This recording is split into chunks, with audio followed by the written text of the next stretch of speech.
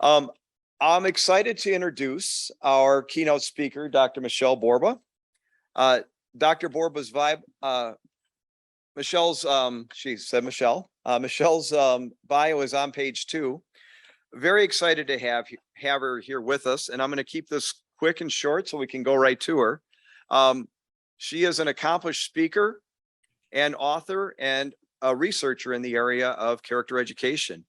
She's the 2021 Sanford McDonald Lifetime Achievement Award winner for character education. And we're very, very excited to have her joining us via Zoom today. I do ask just a couple of asks for her presentation.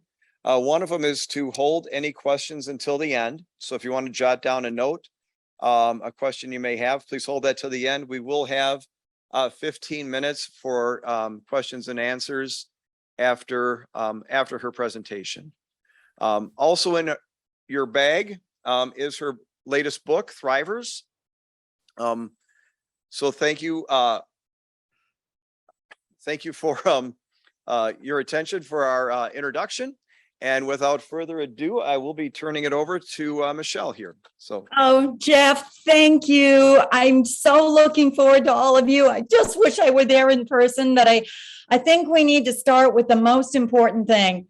Everybody in that room and everybody on Zoom, you turn to the person on your left and your right and you give them a big old pat of applause, because what we've done is something absolutely miraculous. We got through an unprecedented time, folks, and we rebounded. And now what I want us all to remember is something really important. We, prior to this pandemic, were facing something that was enormously difficult. 1 in 5 American kids was going to suffer from a mental health disorder. Then came the pandemic, and it's now 1 in 3. But I swear to you, the answers, and why I wanted you to pat that person on the back, is the answers to all of this are the people on your left, on your right, and the people that we work with. Because when we rebound with character, there is hope for children. And I want to prove this to you. The first thing is, very long, way back when, there was a woman who did a study that just absolutely was so breathtakingly profound to me that it changed my whole teaching career. You need to know that my dad was a superintendent. My mom was a kindergarten teacher. I married an administrator. I started out in first grade, and I love education. But I always wondered, is we really make a difference? Is there hope? Dr. Emmy Warner proved we do, and she proved that it was character that made the matter. She started out by identifying over 700 children who were all growing up on the island of Kauai, and all were facing enormous setbacks: sexual abuse, poverty, homelessness, schizophrenic parents. And she decided to study the same 700. Is there hope for kids? Is there hope? And what she discovered blew away the educational and psychological community, because she found that just by their teens, 1 in 3 were turning out to be caring and confident. They were making it despite it. And then when she looked at the research and she said, why? I think the single most important thing that kept coming up was character. They all had a you in their life, a you that, yeah, you taught them great lessons, but you also taught them the strengths of character, just like those of you who were just awarded as a school for doing something profound. I looked at this and said, so if character strengths matter the most, which ones are the ones that we really need to teach? I mean, Aristotle would say there's over 400 that have been identified through time. Who's got time to teach 400? I was concerned about, like you, resilience. I was concerned about mental health. I was also concerned about peak performance.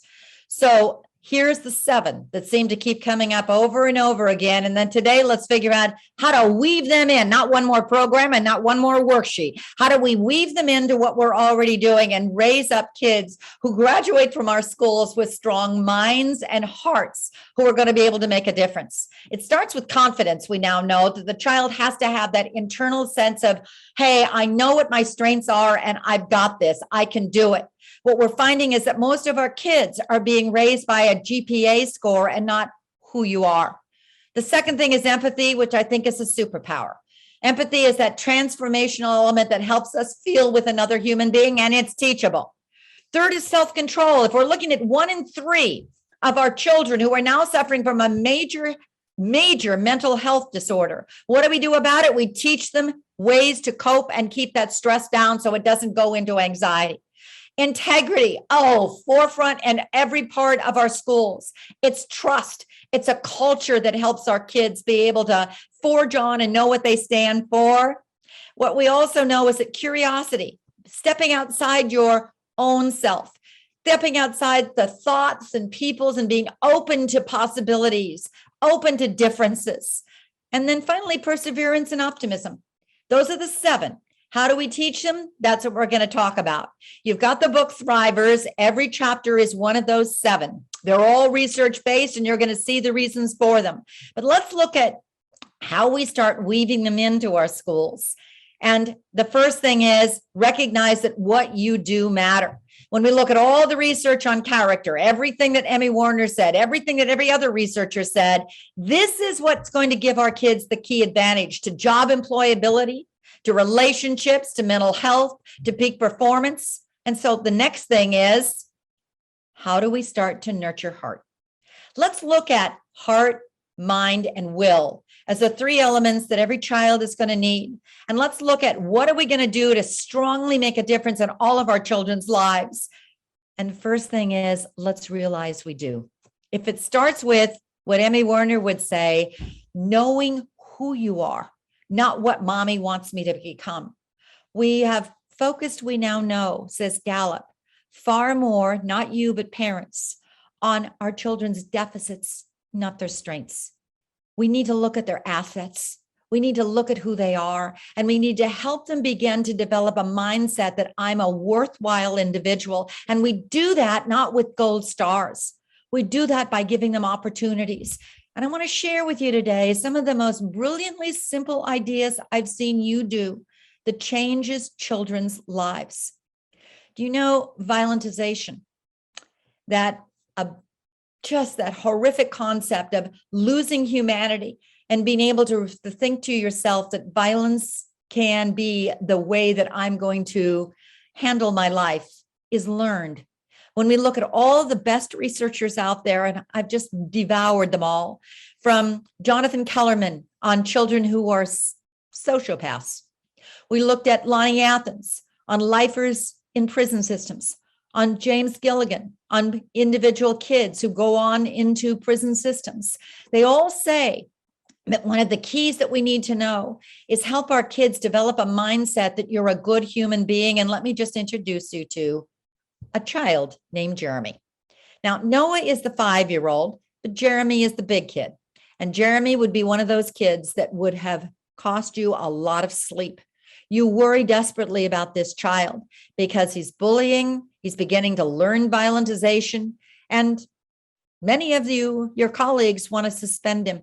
But you said, if we do, we'll lose this child. He's going to go straight into the prison pipeline. But you did something absolutely miraculously brilliant.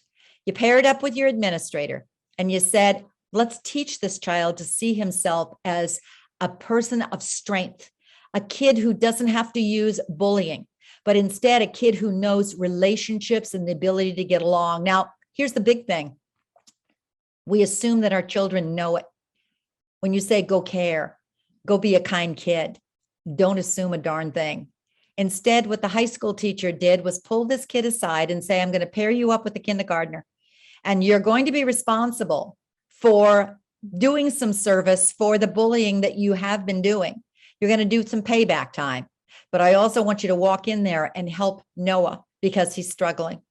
Now, here's the other thing that you did brilliantly is every day you role played with him.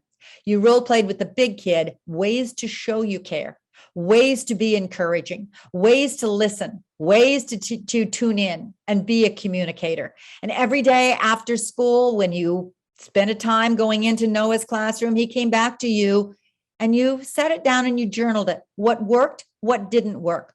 What you were doing was creating a mindset and help him feel that he does have some strengths, that he actually is a caring person, but he never knew how to generate that and never knew how to just weave that in until around 21 days later, the moment came and it was textbook perfect, where Noah and Jeremy became lifelong buddies. But the most important thing is the kindergarten teacher took a picture of that moment. He went back and told you, I just never saw myself as a caring person. Thank you. Bullying stopped, behavior changed. But the best part of the whole thing was little Noah. Noah, who came up to the kindergarten teacher and said, I knew he could do it. Sometimes it takes kids a little bit longer. You should never give up on a kid, you know. First thing about all of this, let's identify a child's actual strengths that may be in dormant mode, and let's help them practice it and practice it and practice it. Let's help them exercise those strengths. And let's also help them get into situations where our whole school becomes an inclusive, caring environment. You want to reduce hate? Elliot Aronson's got the best idea. He said, you've got to help each one of your students in your classroom figure out what their strengths are and then help them work together. You see, years ago, Elliot Aronson, one of our best social psychologists, was called by the Austin Police Department, who said, the middle school is so rampant with hate. The racism is just breeding and breeding. What can we do to stop it? Elliot Aronson went into the school and looked at different kind of formats, and he said they need cooperative learning, but they need also to each one of them know what their strengths are. Put them in teams. Put them in teams that they have to do work together, like figure out why the causes of the Civil War, because that's your history lesson. But in addition, each kid begins to take a moment to share one piece of what I can do. Each child is given one piece and parcel of the cooperative learning lesson, and each kid slowly begins to show their strengths. The most amazing part of the Jigsaw Classroom approach is that not only did achievement scores go up, kids began to learn the lessons, but inclusiveness, just hate went down, exclusiveness went down, and inclusion went up. Strengths can be a superpower. In the back of your book in Thrivers, you're going to see a core assets survey. And I want you to look at it later. It's in chapter 1 on self-confidence. I think what we've realized is that we've raised up a very, very smart generation of kids. Test scores are over the top, but we've also raised one of the loneliest, saddest, and most risk-averse on record, and that was prior to COVID. One of the gold standards that we can do is identify one real asset, an asset of that child. What are you good at? And then start helping that child begin to realize you are a good person, just like Jeremy. Here's what you can do to make a difference. It changes our kids from the inside out. It helps them develop character that matters so much. Is there one thing you want to try? What positive strengths do you want to help your students? Maybe this year when you walk into that classroom, identify the kids who are struggling, identify the children that you're worried about most, and then maybe take a moment as a team of leaders saying, let's look for those assets. Let's pass them on to each other, and let's give kids real, meaningful opportunities to show and demonstrate those assets. And as a result, what will happen is that the first step of this whole wonderful concept of resilience starts to bloom. Empathy. That's the second one. Once you start with that confidence, you begin to think of yourself more as we, not me. And that's a big piece that we've got to worry about. I think this is the trait that creates a school of trust and communication.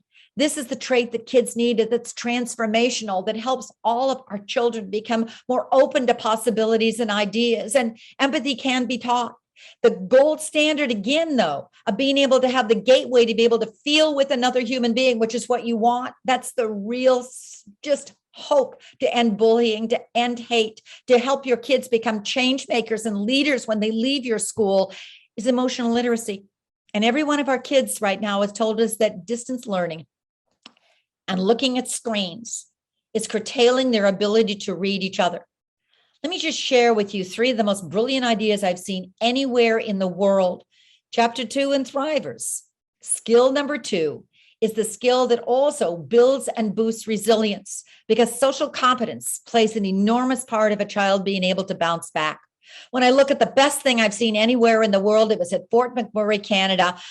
because what it was doing was helping kids be able to see with the eyes of another and listen with the ears of another and feel with the heart of another. I walked into the third grade because the superintendent said, you've got to get into that third grade. And I said, why? He says, just get in there. They're teaching emotional literacy in the most profound way you could possibly imagine.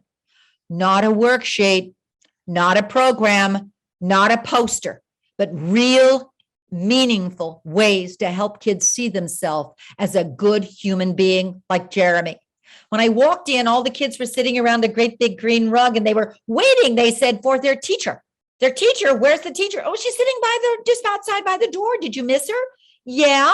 Well, all of a sudden the door opened, in walked the teacher. And I sat there literally with my mouth open for the next 30 minutes, seeing the most profound lesson I've ever seen in about empathy ever in my life, taught by an 8-month-old baby named Clara.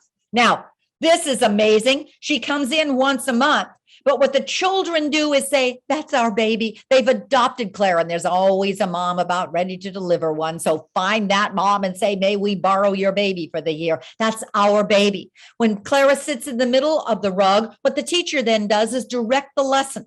How does Clara seem to feel today? Oh, the kids are zeroing in. I think she's frustrated. How do you know? Well, because her hands are like this. I think she's anxious, says another kid. How do you know? Because her face is like this. I think she's going to cry, says another kid. How do you know? Because look at her whole body. It's tanked. What should we do? And one little guy said, everybody sit real still. Sit real still. We got to feel with her. Oh, she needs a lullaby.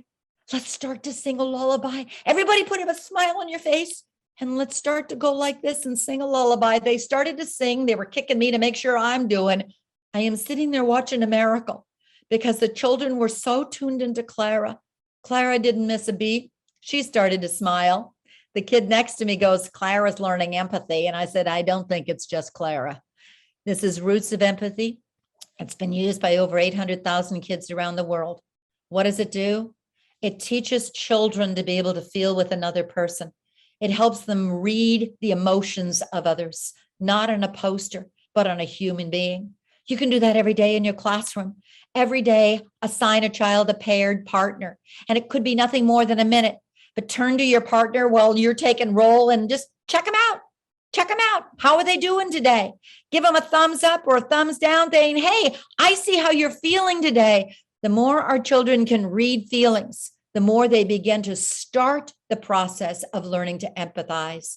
800,000 kids exposed to the program worldwide. Bullying goes down. Inclusiveness goes up. The reason? It's meaningful and real to a child. It's ongoing. You don't do all these programs for character.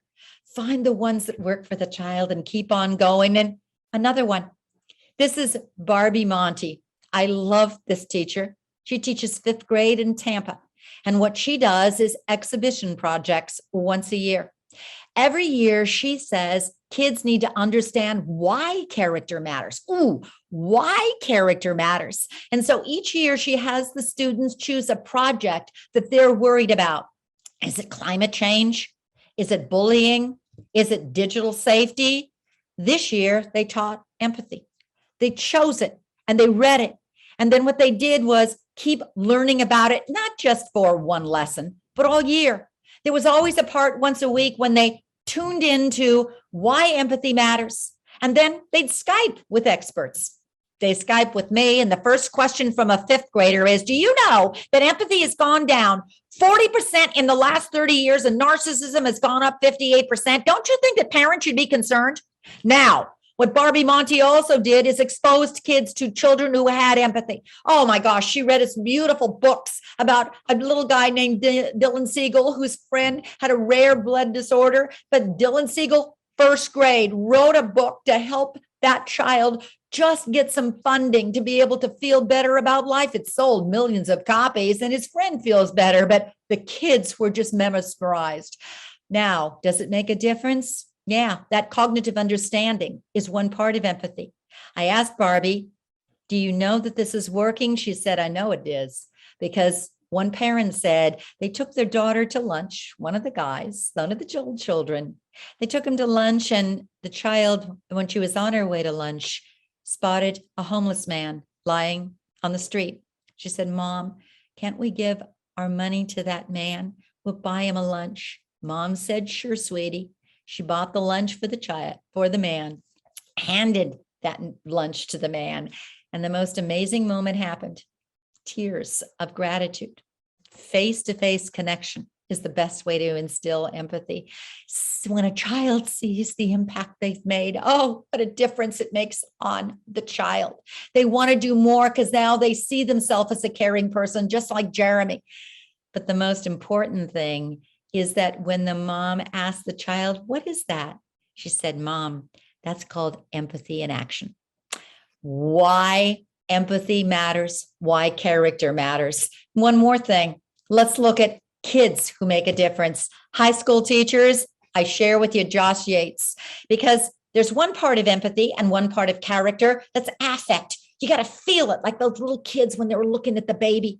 There's another part of empathy that's cognitive. I got to understand why it matters. I got to step into his shoes and try to read his thoughts. That's perspective taking.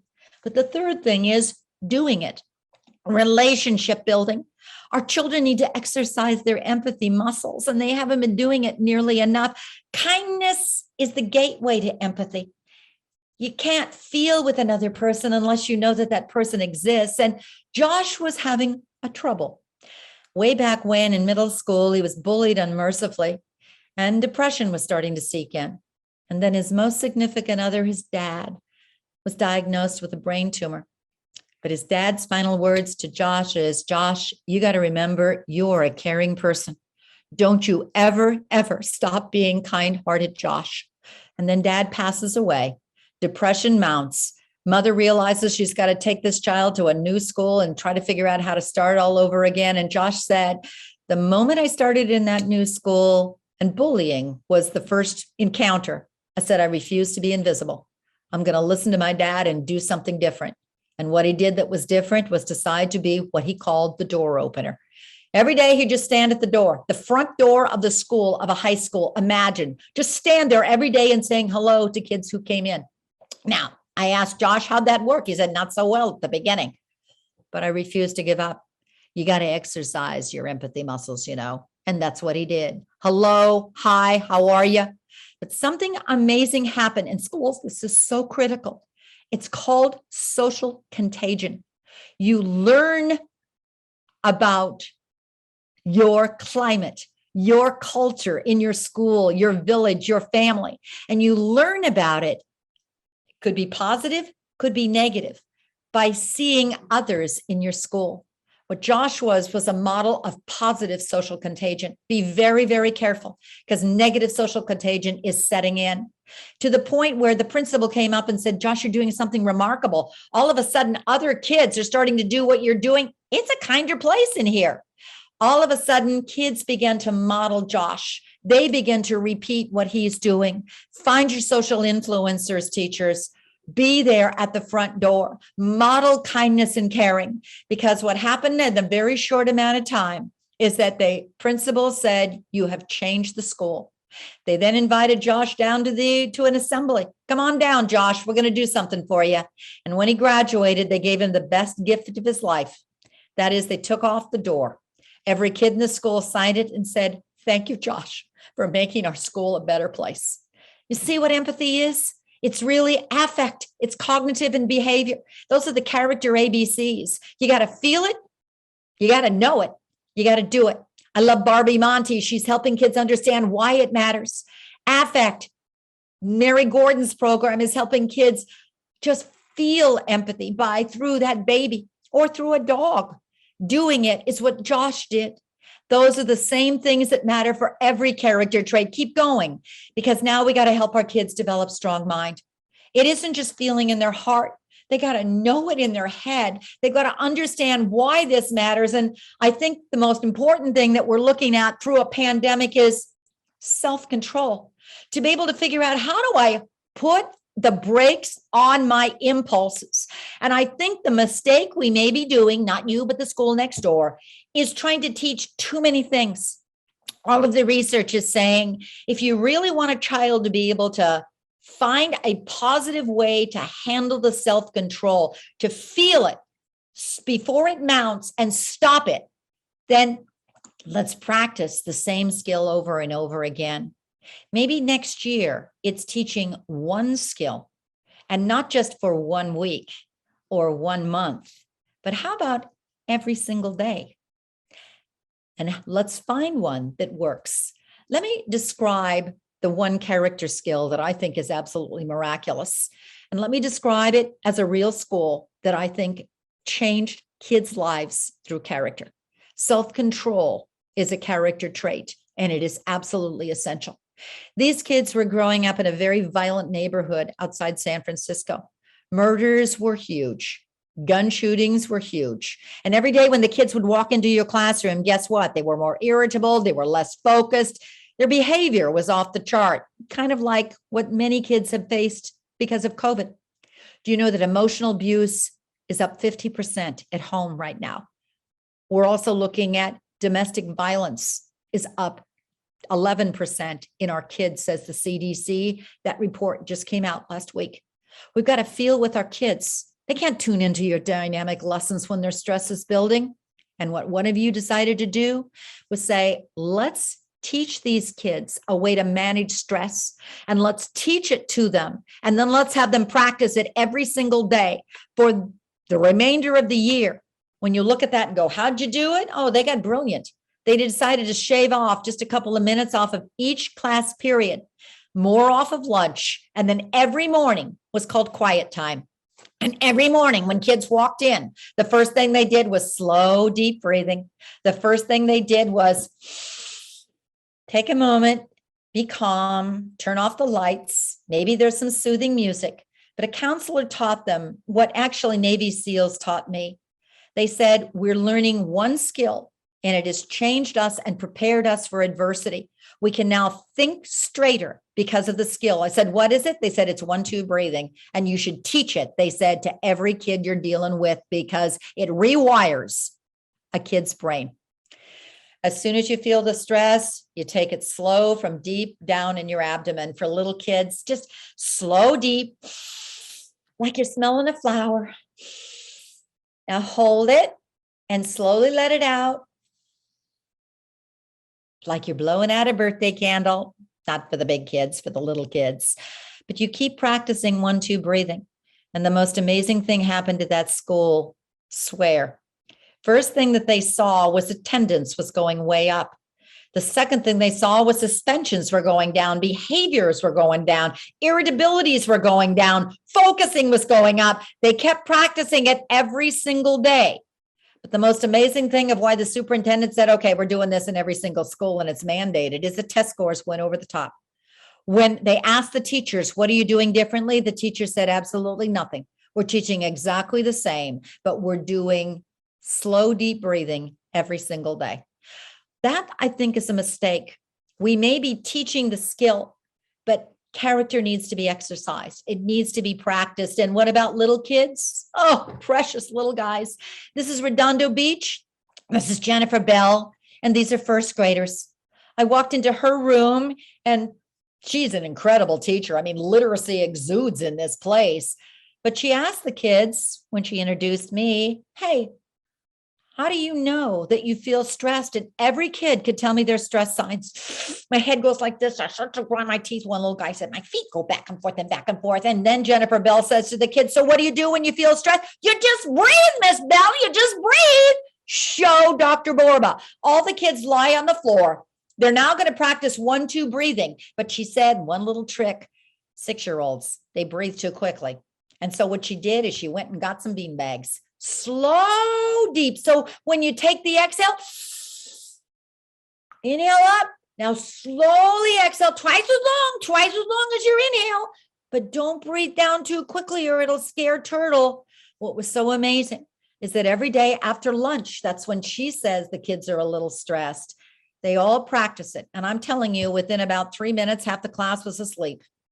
Find one skill. Practice it daily. Find your spot. Find the skill that your children need. You're going to see in Thrivers that there are 7 character strengths that are the highest correlation to resilience, the highest correlation to peak performance, very highly correlated to helping kids with mental health. And each one of them is made up of a skill. 3 skills in particular. Practice them, practice them, practice them. What's your one skill that you think your students need? I was in Morristown, and what they did in Morristown is they said, the kids, they're just in always fights these days. So what they did is they taught them conflict resolution, but they taught it to them. So every single day they practice it. But the most brilliant part of it, this was a K-12 school. They practiced the same skill and mandated it K-12. Little kids, it was 2 pillows sitting on it side by side. And anytime you got a problem, you face each other on the work it out pillows. But when you are 12th grade, you work on stand, stay calm, tell the problem, assess the alternatives, narrow the choices, decide on one and do it. And because kids were repeating that one character trait over and over again from K-12, every kid left that school as a change maker who had the skills to be able to handle life. That's what we need. Find and identify which skills your students need. And then what are we going to do to keep practicing them over and over again so they start to develop the integrity?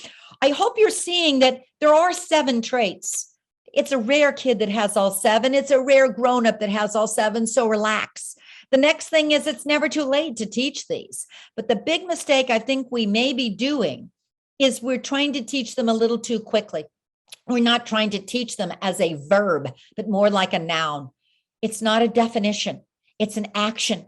And it's a skill that you can do and you understand, like Barbie Monty said, the why. Integrity, clearly it matters for character.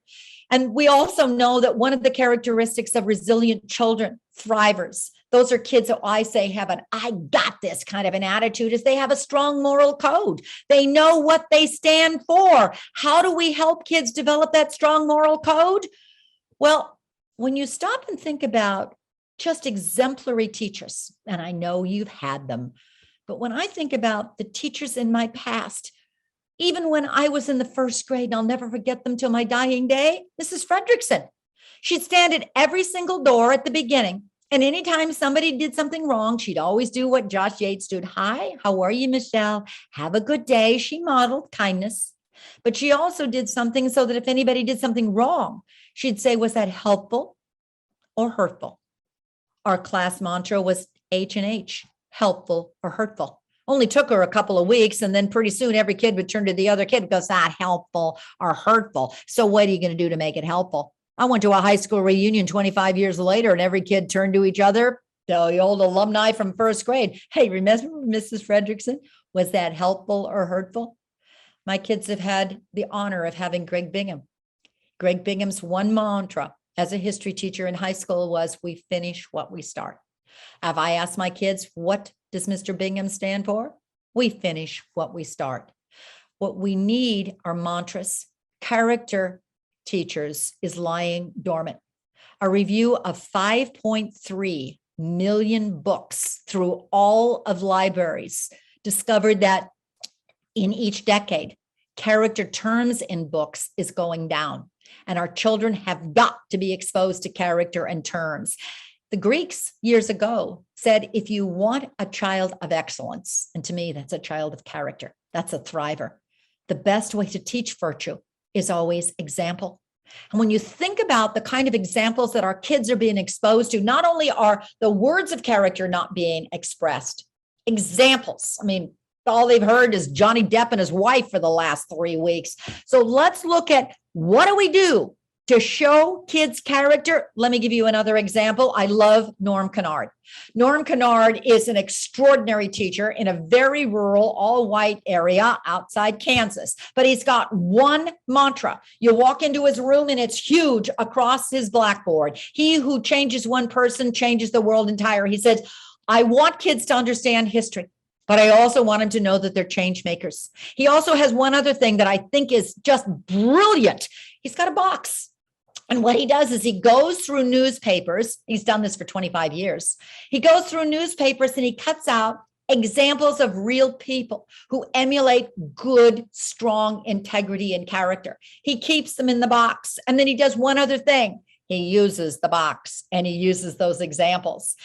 He teaches history just like you do, but he weaves character into his history lessons. Each year, he expects his kids to work in teams, collaboration, that's character, that's going to be empathy. But now go through the box and find somebody, an example of somebody who you want to find more about, who's changed history, who's done something admirable. A group of 4 girls who didn't have a clue what to do. We don't have anybody who's got character. We went through all our history book, then go through the box. And what they did was find some woman named Irina Sendler. Now, it says here, the girls say to Mr. Kennard, that she saved 2,500 kids in Warsaw ghettos in Poland during World War II.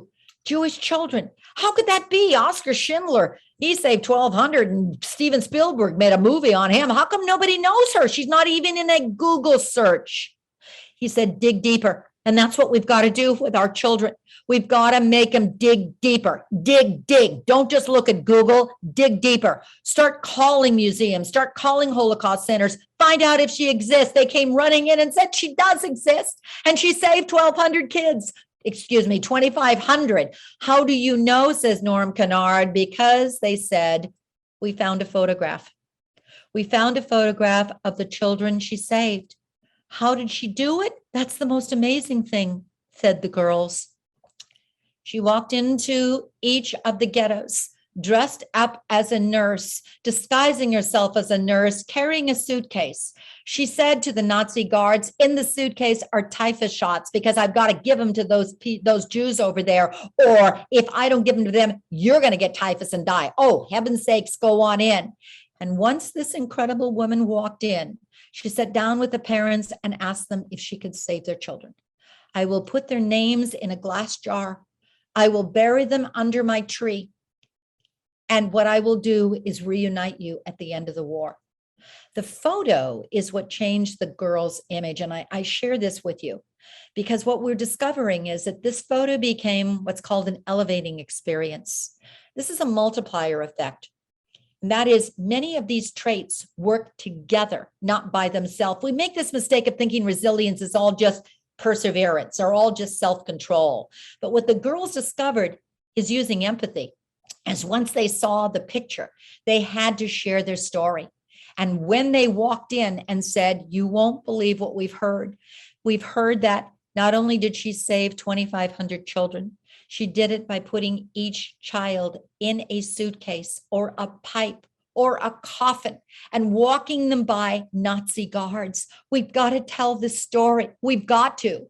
And they asked, what can you do? What they did was they began to give a play.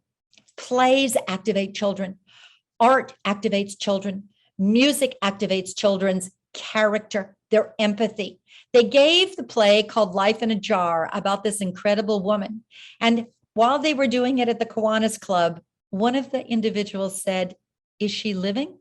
Does she exist? Yes, the girl said. We just found out she still is alive. We've been writing to her. Well, then you have got to meet your hero. What they did was send each kid an airline ticket, flew them to Poland to meet Irina Sendler. At that point, she was in her 90s. She said to the girls that you are my heroes because now you will spread the word. What they learned is something miraculous. They learned that people can be change makers. They saw integrity in action. And when they asked her, how did you become so kind and caring and such an extraordinary, courageous person? She said, it was how I was raised. My dad always told me, if a man is drowning, doesn't make any difference what is religion, what is culture, what is gender, what is race. You have to save him. That's the message that our children need. That's the message of what Norm Kennard did with history. What are you doing to help kids see the world as a good place, to see examples of integrity? Maybe it's a box. That's easy. Maybe it's each month that you choose one character's strength, you always find real people who emulate it. Maybe it's you get kids to be able to share something by able to interview one another. And as a result, what these kids did was actually, at the moment they found out about this woman, she wasn't even in Google. Now she was nominated years later for a Nobel Peace Prize. Curiosity. You see, it's beginning to mushroom. It's beginning to mushroom that it isn't just one trait, but we can weave this into our lessons. We can help our kids become good people. They can leave our schools strong in heart and mind and soul, but also strong in performance. And one of the things we've got to help our kids do is think outside the box. Resilient children, when they're confronted with a problem, don't go, oh, I can't do it. I give up. I'm waving the white flag. One problem that is dealing with our children today is that even prior to this pandemic, they were helicoptered. They were coddled, and they continue to be coddled. The more you rescue a child, you rob the child of resilience, because thrivers have this, I've got this kind of an attitude. When you ask me, what's the best way to teach curiosity? I'd say, first, be aware of a new trend. Yale is the first to tell us that they're very concerned about kids prior to the pandemic. They said they're like excellent sheep. You've raised very, very sharp kids, but they're afraid to think outside the box. They're risk averse. They're afraid that if they say the wrong thing, their grade's going to be dinged. And we have got to raise change makers. We've got to have kids who know that they can advocate and have a strong voice. And so the interesting thing about life is that when I looked at places all over the world, once again, I was way up in Tibet, walked in and saw something extraordinary. I'll share that with a minute, but I want you to see also that curiosity is nosediving in American kids. Nosediving. 98% of 5-year-olds are curious. By the time we get to our age, we're at a very, very low point. And what it's because is that we've praised them too much. We've given them too many gold stickers and stars. And all of the research, these are studies by NASA, say we've coddled them too much. We want them to be able to have a voice. And the best place I've seen anywhere in the world is the debate courtyard in Tibet. Now, these are high school kids. What are they doing? They are debating ethical dilemmas. What they must do is prove their point that kindness matters. Or maybe it's a Lawrence Kohlberg model of being able to help kids be able to develop higher and higher reasoning. The best part about this is that none of us, we were all sitting around a big circle watching these kids, understood what they were debating. But there's always in pairs. One kid has to prove his point. The teachers sit on the end and they only come in if there's really, really, really a frustrating moment. But they said that this is the best way to teach ethics, because what happens is kids become stronger in voice. They advocate stronger and stronger. They think it through. They try to convince others. And as a result, they become more internalized in that character. Ethic development goes up. In a classroom, it could be Socratic seminars. Oh, I love Socratic seminars because it's the same thing. Kids having to convince each other. Maybe it's debates in your classroom. Some high school teachers have Friday debates. It's just a very short time when you stop and you think and you convince others that you're right. And then the following week, switch so that debate it from the other side. The more we help kids just give evidence, or convince me you're right, or it's okay, talk outside the box. Constructive arguments are one of the most critical things that we need to do to help kids develop integrity right now. Keep that in your main plan, because that's critical. You notice what's happening here is there's a multiplier effect. It isn't one trait that matters. It's posting character traits together that matters. When you have confidence and you add empathy, it's going to multiply the outcome. When you have self-control and you want to do empathy, you put them together, it multiplies the outcome. It's not one trait, and it's a slow process. This is not tomorrow. This is not just in 1 year. When your whole school gets together with best practices and you say, how can I weave this into my lessons? One of the most brilliant high school principals, what he does is that each month he asks teachers to come to just the faculty meeting. And what I want you to do is bring your lesson books as to what kinds of lessons will you be teaching that are natural lessons or kinds of things you're going to be doing during the month. And then he has you sit in teams, science. Maybe he has you sit in teams of math, or maybe he has you sit in teams of literature. And what you then do is look through your lesson plan books and talk amongst yourselves going, here's how I'm going to weave character into my already existing lesson. What that does is take that up a notch, and character becomes far more vibrant and brilliant. Oh, now it's called will. Not only does a child need heart, and not only do they need mind, but they need the strength to be able to endure. And that's what resilience is. You hit the bump, you don't stop, you keep on going. But a big mistake we've doing, not you, but maybe parents, we've rescued our kids. We haven't had them have the voice to be able to speak out on your own, defend what you are and what you stand for, and give them the skills, the skill set, and have them practice over and over again so you can become a strong person. And no matter whatever help hits you, you're going to be able to endure. It is an uncertain world. I know you've faced that over the last 2 years. But the thing I think we need to keep in mind is that we're not going back to the old normal. It will continue to be an unpredictable world. It'll continue to be a world of Ukraines and war and hate and shootings. What we're raising our children in is a world of unpredictability.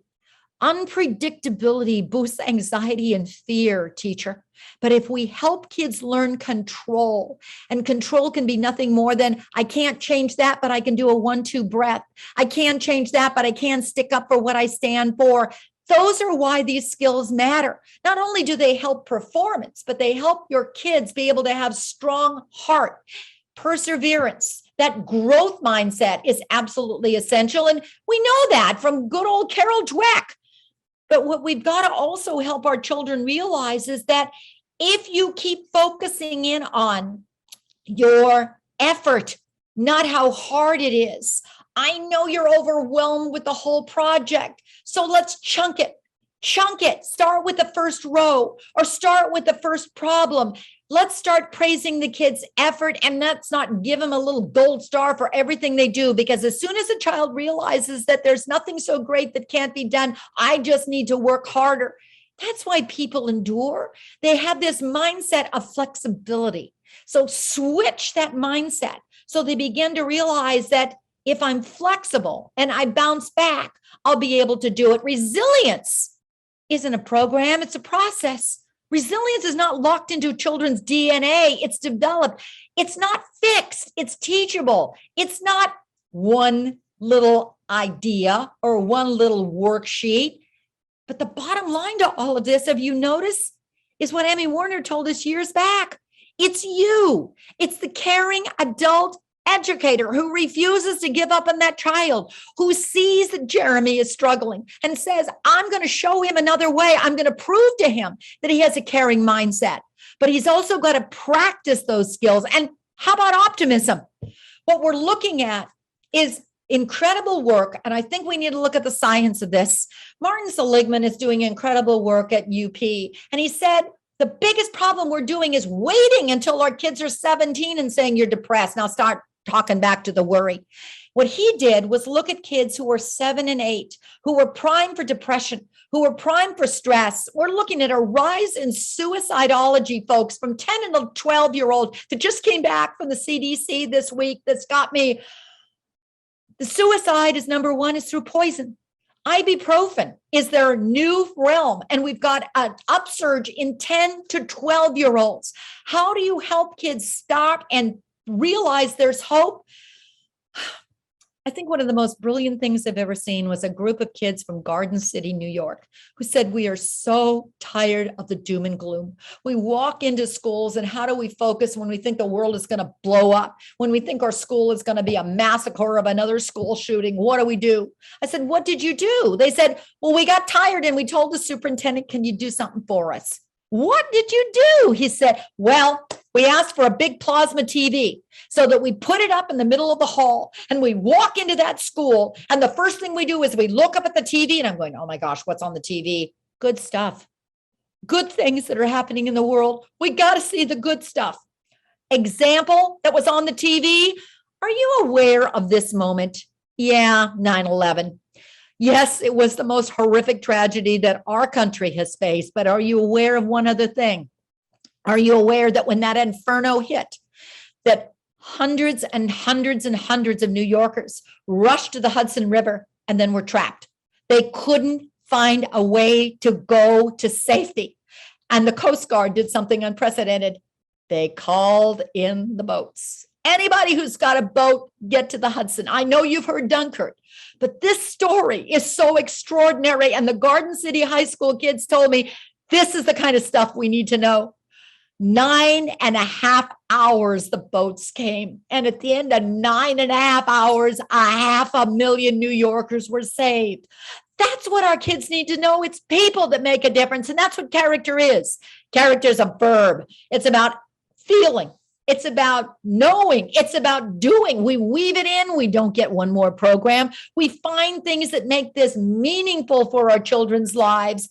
There's 7 strengths: self-confidence, empathy, self-control, integrity, curiosity, perseverance, optimism. Maybe your first step is to look at them and go, what are you already doing? Which of those do you already teach? Pat yourself on the back. Second of all, don't make it generic. Character strengths have to be really made up of habits and skills. Like Josh, hi, how are you? Like Jeremy, that's a good idea. You're doing great. Like those incredible teens at the Tibet courtyard who are proving themselves and talking it through. It needs to be exercised and practiced, and don't you dare give up. I've seen so many things that make such a difference to kids' lives. So let me just share one final thing, and then I know you've got questions. When you say, so what's our first step? In your classroom this year, it would maybe going through and reading Thrivers, finding the one chapter you're interested in. You'll find dozens of strategies that you can use. The second thing is maybe get one other teacher, one other colleague on board with you. Let's read it together. Or let's get some parents to read it together. Let's find one skill that we want to weave in together. That's what we're doing. I've got many schools right now who are called Thriver schools. And the best one I saw was Temecula. Each month, they work on one of those traits. I walk into the school and everything is about Thrivers. But they also did the most unique thing I've ever seen in my life. And that is to teach the skill.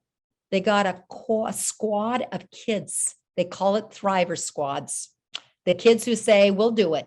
And each month, the kids make fun little videos about how to do 1-2 breathing if it's self-control month, or how to do ARE if it's curiosity month. And then what they do is they put the videos on. So each morning at 8 o'clock when school starts, there's videos on, kids in paired sharing, sitting around in every single room talking about the same traits. Character is teachable. Character is dormant right now. Don't you dare ever give up on a child. I'll share one thing, and that is a psychologist at the end of one of my sessions in Long Beach said, you're so right on the mark on one thing. I said, what? He said that educators make a difference. But I think sometimes we lose sight that we do. And you got to tell one thing that happened to me. I said, what? He said, I was dealing with a child who was so shut down and so abused that he became catatonic. I was dealing with him in a residential treatment home, and he just tried to block everything out. The abuse was so horrific. Every day I'd talk to him. Hey, how you doing, Johnny? And I'd always say, have a good day. And I'd sit down and talk, but he never blinked. He never even knew that I existed. And one day he was sitting there rocking back and forth to the Coke machine. And hey, Johnny, how you doing? I got myself a Coke and then said, boy, that's pretty rude. And I got him a Coke. And then I said, here's a Coke for you, Johnny. I hope you have a good day. I have to leave my residence here, and I'm going off to another school, but just know I'm always here for you. He never blinked. He never even knew that I existed. And then one day, oh gosh, it was probably a couple of years later, I was standing in a bus line outside a special ed building. And this bus driver said, hey, are you Dr. Johnson? I said, yeah. He says, well, there's a kid here. There's a kid who wants to say hi. I looked up, and all of a sudden, the windows rolled down. This kid puts his head out and said, hey, Dr. Johnson, it's me, Johnny. I've just been meaning to thank you for that Coke. He then waved, said goodbye. I almost passed out. He said, you got to realize something. Don't you ever give up on a kid. You never, ever know what's getting through to those children. We've got kids who are struggling so much. Maybe the secret is you. And the secret is weaving in 7 traits of thrivers. I'm going to turn this back to you, and I'd like to know if you've got any questions. I'm here for you, and then I'm just going to have a few more minutes of wind-up time for you. What do you need? How do you want to take this bit forward, or what can I do for you? Thanks, Jeff.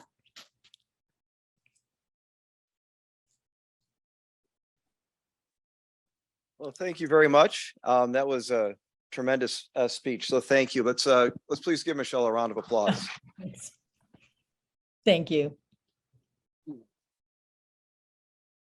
Right now, we do have time for question and answer, and Colin Jacobs with Laces is going to go around with a microphone. So if you do have a question, please raise your hand and he'll come by. Stan, give me a wave, and I also will need a reminder. I'm sure we'll have some questions in the chat that we want to get to, but I will be, and I'm dating myself, our Phil Donahue today. I'm going to run over to you, the mic. Some of you may remember him. Starting right here. I want to say thank you for mentioning the Quiet Time program. And if I've got that confused with a different Quiet Time program, I apologize. I had the privilege of visiting several schools in Chicago and was just knocked off my feet. Could you say a little bit more about the transcendental meditation practice of 20 minutes a day, twice a day, and how expensive that is currently, which is why I think most schools are not doing it? Yeah, let me just go back to, thank you much. Let me go back to what they did that did not cost a dime. And I think what we miss it. First of all, our children are telling me something when I do focus groups that I think all of us need to know. They said, you've got to teach us ways to manage stress, but you've got to give us multiple options. Transcendental meditation works for some kids. Mindfulness works for another kids. 1-2 breathing works for some. Give us possibilities. And what the first thing that Quiet Time did is that your kids got to choose what strategy they wanted to use. Second of all, it must be practiced. Now, how did they do it so it wasn't a cost that was cost effective? One counselor happened to be trained in it. What she did was volunteer to go into each one of those classrooms. She then modeled how you do 1-2 breathing, and every once in a while she'd do a different strategy and a different approach. So each kid then had the same lesson. Sometimes we kind of assume that all of us as educators are going to be able to teach these lessons, and sometimes some of us have better strengths than others. Figure out who the strength guru is, who already knows the lesson. It won't cost a dime. The second thing is, once you taught the lesson and you role played it with it, what they actually did was have one kid film the lesson. So you now have a 3-minute lesson on a flash drive that's left in every single classroom. Why is that a gold mine? Now kids are practicing the exact same strategy every single day. The principal then began to realize that behavior was really increasing in terms of being better. Suspensions were going down and attendance was going up. So now they start to carve off the time. They carved off the time, same time, like maybe a minute or 2 off of each class, put it at the beginning and put it at the end. And that's how they did it right. By the way, there was one more gold mine. Many of the schools are then sending the flash drives home, so the kids are teaching the parents. What you've got to do is identify the strength the skill that kids need, and then figure out who your guru is. That'll be so much more cost effective. PD days don't necessarily work so great because there's only certain of you that are going to be able to teach the skill. But I love what they did because now it was a flash drive and it did not cost a dime. Thank you for the question. I hope it helped. That was the best thing I've ever seen. All right. Thank you, Geraldine, for kicking us off. Who's next? Go right back there after. Can we have a tape of your presentation today? Or is there a flash drive that we can have so we can watch it again? Because practice makes perfect. If your tech people taped it, please go for it. It's there. You may certainly use it. There are also, if you go to my website, Yeah, there's 3-minute videos that you can also use because I'm trying to get parents and you're trying to get parents to reinforce the same thing. What you may want to do, back to Temecula schools, on with the best things I've seen now, schools becoming Thriver schools, is that they had this Thriver squad of kids who they were doing the 1-2 breathing. They put it on the video. And then what they're going to do next year is take this up one more notch and weave it in so parents are now reinforcing the same thing that you're reinforcing in the classroom.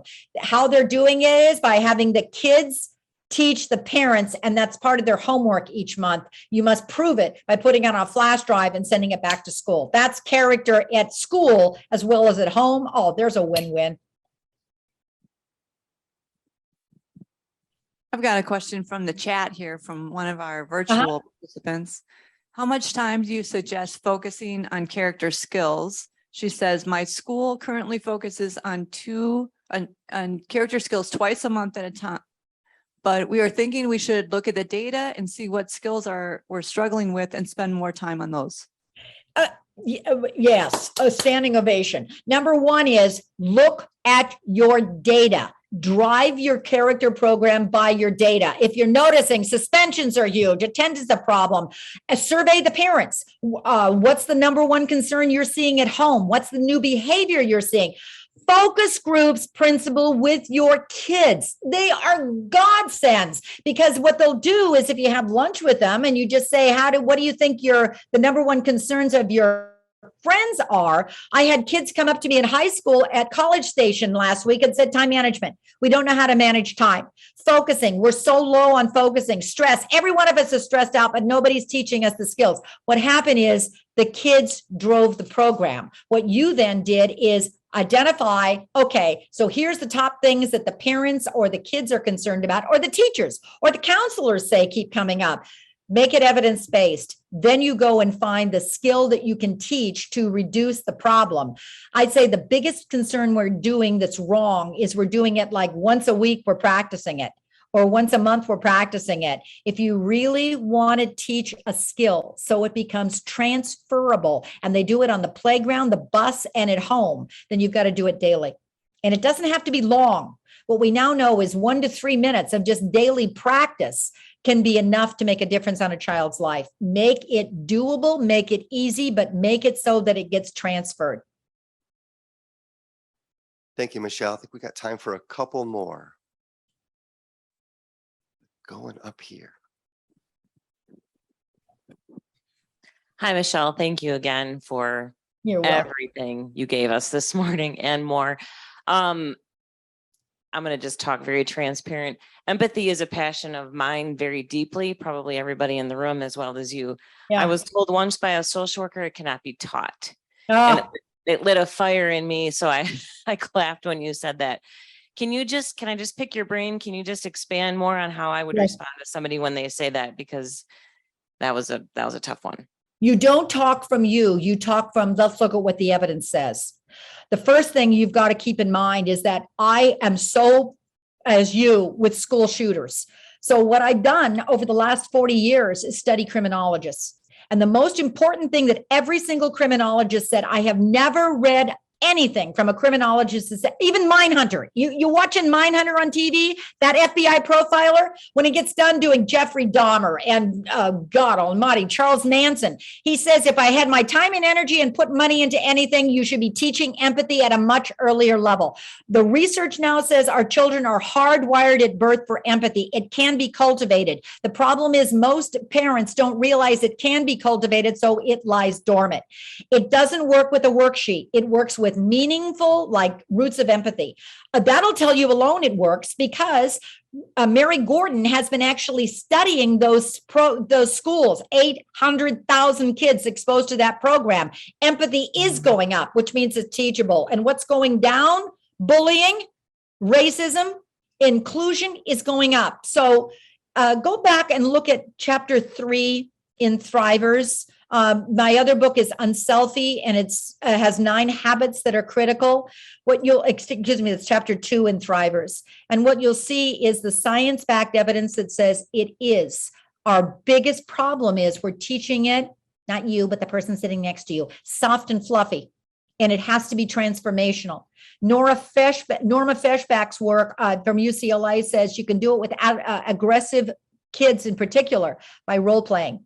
So you role play it over and over again, and they've found it will make a difference. Great, I got thank on a soapbox on that one. I am so passionate that we've missed the point, and people are seeing that it can't be taught, that it's all genetic.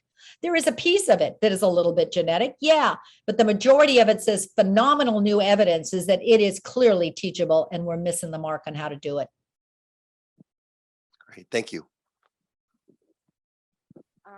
I have a question regarding your study on the criminology of empathy. Do you have anything you offer? Because I have colleagues who work on the north side of Milwaukee, and of course, we're dealing with a lot of trauma and crime with our youth. And I think some of your research will be important to them. The first thing is Lonnie Athens. Why? God, this is a way to be an upbeat ending of thing. Why they kill. What he did was to go through the top prison systems and figure out what's the missing piece. Respect and empathy on all of them is what makes the difference. James Gilligan's work is phenomenal. He worked in the Boston prison systems and changed them completely around by boosting empathy and respect in the culture of a prison system with lifers.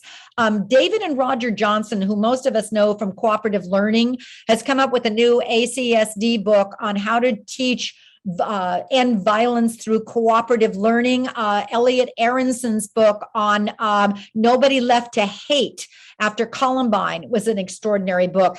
Look for, maybe you find one of those books, and if you go on Amazon, you'll find dozens more. But it's clearly looking at that perspective taking seems to be start with helping them understand a different view other themselves. Remember that as stress builds, you dial your empathy down, so burnout becomes the outcome. And what's happening with a lot of children is they don't see another way, which is why that the Jeremy story with Noah was extraordinary. I'll give you just one more, and then maybe we quit here. But I was writing a bill on how to stop school shootings. It actually got passed, but I was in the Senate, and I was an absolute basket case. And I was saying it isn't just metal detectors. It's got to be a caring culture. It's got to be skill sets, and it's got to be physically safe. So you put all those three together. That's the best hope, says all of the research on it.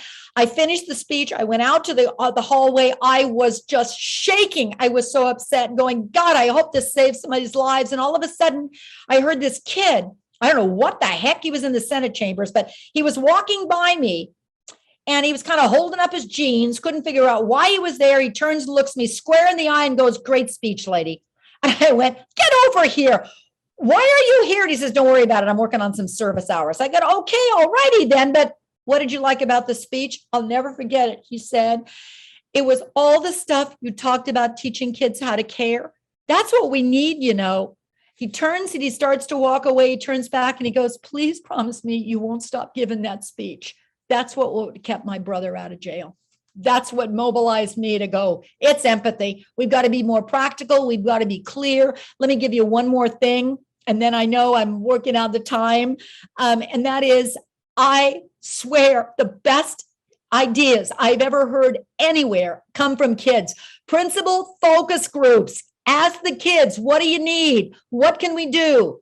I asked a group, one child who was so stressed. She was so suicidal. I said, what could make the difference? She said, I don't know. I said, come on, there's got to be something I can do to tell your principal and tell your teachers that would help you. She says, well, there's this dumb show that my mom always watches. I hate the show. It takes place in a bar, and it's in Boston with these guys named Norm, Sam, and Rebecca.